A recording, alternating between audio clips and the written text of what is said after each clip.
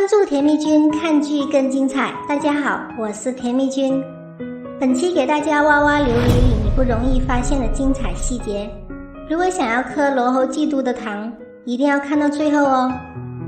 精彩小细节：司凤有着盛世容颜，旋即摘下面具，虽然六十不全，但也被司凤的美貌惊艳到吞口水。旋即刚变新颜色时，司凤问他最喜欢什么颜色，他说蓝色，因为在天界所有人都把他当成强大的战神，只有司凤送了他一件女装蓝色的衣服，从此蓝色衣服就没有变过。旋即额头上的花纹，上面是一个爱心，中间是司凤的翅膀，最下面是司凤的血字，9是用血点出来的字。这个图案第二世就出现了，从第二世开始就慢慢被捂热。旋即的头饰只戴一边，不知是不是跟年画娃娃一样，寓意雌雄同体，暗示了他真身是修罗，雌雄同体。年画娃娃的发髻一边是男孩的，一边是女孩的，它其实是表达儿女双全的愿望。师兄给了一个小法器遁雷桃浆，放在手上，心中默想着你想去的地方。旋即瞬间去了司凤的浴桶里。请问旋即的脑袋瓜是在想什么？惹得小凤凰芳心大乱。你见过这么清的泡澡水吗？一个在遮，一个乱摸，还有什么意义？一眼就能看到底。片子一开始就有提示，旋即的血是被吸向封印心魂的琉璃盏。旋即每次扒司凤的衣服，他都很怕，害羞是一方面，也怕封住妖气的龙晶封印被发现。山洞那次他问，你还有看到其他什么吗？离着宫灯4是金翅鸟，面具鼻子处尖尖的，像鸟喙。司凤的发饰和面具都是金翅鸟的翅膀。大公主这个美甲达人的指甲其实是鸟爪。二公主说，被帝君所伤留下的疤痕，此乃天界印记，永世不得消除。司凤身上的印记就是救战神时被百灵帝君所伤。旋即前9世都正常，为什么第10世60不全呢？转世时，旋即其实还没有来得及喝下碗里的忘川水，因为混乱他掉进了忘川河。喝一碗忘川水可以忘记过往，泡一泡60都没了。前9世为什么司凤都能找到旋即？司凤的前9世都是带记忆转世的。在1000年后的焚如城，旋即在碗里看到了过往，说有什么念念不忘的，不过是无聊的一生。司凤喝下了忘川水，他说，忘了吧，忘了也好。这是对旋即说，也是对自己说。前9世他没有喝下忘川水，是带记忆转世的，所以每一次都能准确找到旋即，帮他除去戾气，助他渡劫。他曾说过，我入你的劫，你莫要忘了我，忘了我也没关系，我会等你，你在哪我都会找到你。终究是我一厢情愿，用至死不渝的爱来化解他的戾气，赌一颗真心。而他是个没有心的人，可唯独没有忘记在他眼角下点下血字，这是他与司凤几世纠缠的印记。经过了9世，司凤被伤得体无完肤，每一次都在卑微地祈求他可以记得自己，每一次都失败。最后一次看到旋即仍要选择忘记，他才绝望地喝下了忘川水。这也是司凤这一世与前9世态度不同的原因。前9世是隐忍和等待，这一世还是本能地向旋即靠拢，但潜意识让他总是不相信旋即会爱上自己。让我们看一下司凤是怎样用他的生命生生地捂热了旋即的琉璃心。第一世情丝和舞姬，他的心中只有仇恨，他以命立下赌注，赌一颗真心，只求他能把它记在心里。他心中毫不所动，为了脱身才点下血字，印下赌约。情丝的真心被践踏，换来一瞥而过。第二世信王和女帝，他依旧不相信任何人，包括一心为他的信王。他送上了自己的一条命，只换来他决绝离去的背影。第3世医师和巫女，用自己的双眼换来一个回眸和一句不会记得你。第4世男杀手和女杀手，他的眼里依旧只有胜负，他用牺牲依旧只换来命定的一颗痣和他眼里的动容。第五式，除药师和女魔头，以身化劫得到的是冷漠的以我何干。第六式，画师和锦衣卫，不需要爱情的他求的是宝藏，而他的宝物却只有画中的他。第七式，师兄和师妹，为了得到他的信任，他便以命自证。第八式，侍卫和女扮男装的公主，他连句离别的话都没来得及说，就为他挡下了生前的一剑，用生命守护他。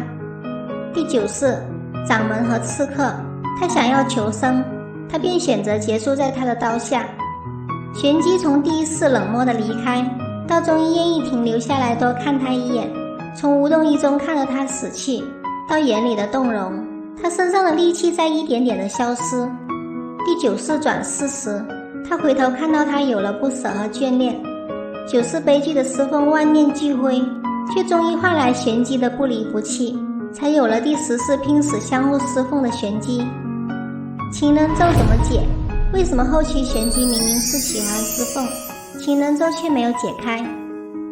情人咒面具是用昆仑布死树的树皮做成的，坚韧无比。戴上以后，只有与自己两情相悦的人才能把面具拿下来。面具在拿下来之前都是哭脸，拿下来之后才会变成笑脸。面具上的表情是内心真实的反应，自己无法控制。正常的解法是玄机真正爱上师凤才能摘掉面具，师凤得到了玄机的真爱，情人咒自然就解了。但玄机不走寻常路，靠暴力摘下师凤的面具。他是战神，只要他想，什么都可以摘下。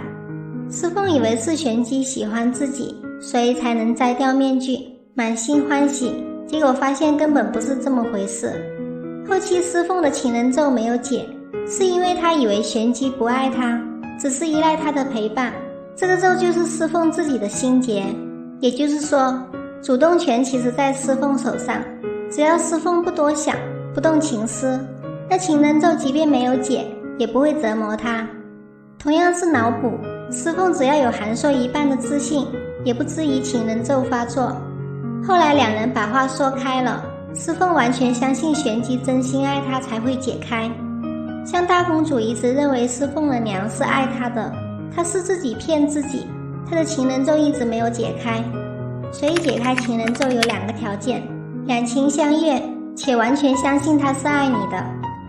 罗侯嫉妒的糖，我磕到了。小说《罗侯嫉妒》开始是喜欢百灵帝君，为了他还想变成女性，因为修罗族是雌雄共体，遇到喜欢的人后可以随意转变性别。结合剧里的那句话，如果2界能联姻，就很好理解。听到帝君说不可，表情失落，本来想要变成女的，并且阻止修罗族与天族的战争。结局最后，他从玄机体内抽离出，先看向帝君，帝君就像现实版里控制欲超强又大男人主义的霸总，情窦初开的小女生开始都会被这种人吸引，后来还是发现师凤这种小暖男适合自己。罗侯嫉妒深情看着师凤，给了师凤半颗琉璃心，犹豫不决想摸师凤的小脸，又收起的爪爪是几个意思？反正我是磕到了。虽然跟师凤相爱的是玄机，玄机只是罗侯嫉妒元神的一部分，但这份深入骨髓的情谊，他也是感同身受。他说与师凤时势力姐所做的每一件事我都记得。罗侯嫉妒让人心中最是意难平，明明什么都没有做，只是因为能力强被喜欢的人忌惮，灭光同族，抽筋剥骨，到最后消失，也没有人为他流过一滴泪。原著中，罗侯嫉妒的心魂发出蓝色火焰，跟帝君同归于尽，连轮回的机会都没有，而剧版中还有轮回的机会。罗侯嫉妒之所以要跟帝君一起同归于尽，下凡历劫，并不是对帝君旧情未了，而是想重入轮回，为自己重活一次，对应了他那句话，真希望能再活一次。是师凤的执念让他想要再活一次，他为了救师凤把1半颗心给了他，把身体给了玄机。最后他也是为了成全玄机和司凤才消失的。要说这世上唯一让他留恋的人，也许就是司凤。之后他的额头印记消失，是战神一时回归，他放弃了对战神元神的控制，让穿女装的玄机回来，是他主动把身体让给了玄机。要消失的最后，他看向了司凤。千年来能让他感受到爱，护着他的人只有司凤。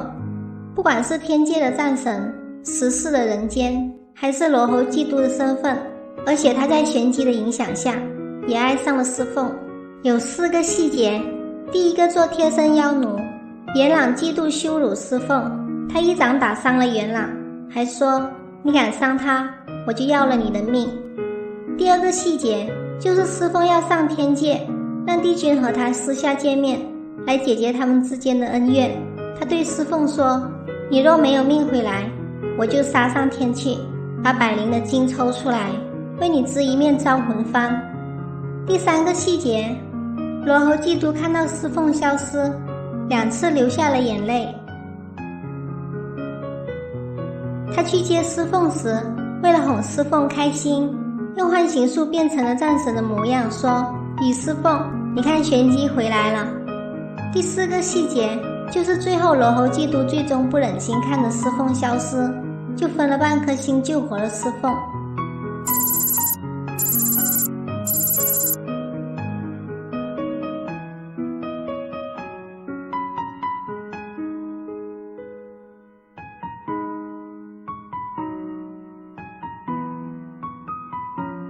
这堂你课到了吗？欢迎在评论区留言。我是甜蜜君，我们下期再见。